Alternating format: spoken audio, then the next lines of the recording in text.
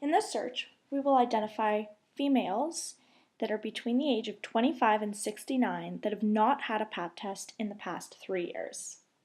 So we'll begin with our basic panel search. So here we have all patients of Dr. McCaffrey's whose status is active and whose status has been verified in the last 3 years. And then we'll build on that search. So we'll click Add Line. And the first thing is to go to demographics and set the age parameters. So we'll go to age, and we want greater than or equal to 25 years. Select OK.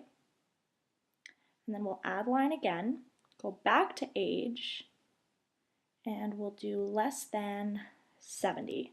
You could also do less than or equal to 69. It would have the same result. So we'll go OK.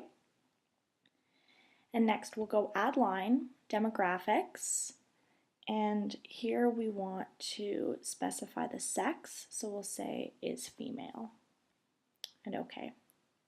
So now we have the parameters of our patient. So we're just looking at female patients aged 25 to 70. And now we're going to specify the lab data.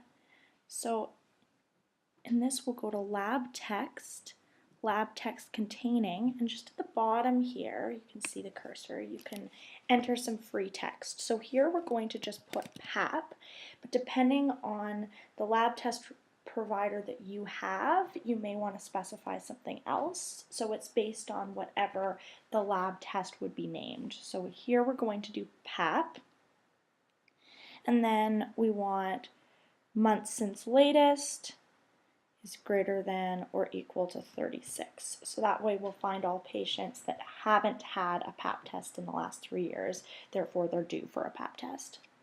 So we'll click OK. So this is your basic search, but you may wish to include some exclusion criteria as well, depending on how consistent you are at recording surgical information mostly. So for example, if your clinic is consistent with recording complete hysterectomy data and it's consistently labeled, I'll show you an example of how to add that exclusion criteria. So you'd go to patient profile and the HPH past history, and we want does not contain, so that's the exclusion criteria. And if you're consistent, you can put in here complete hysterectomy. Okay, so that's one example of exclusion criteria, so that all patients with a complete hysterectomy would not be included in this search. And then you just go to perform search and you'd find all patients that are due for a PAP.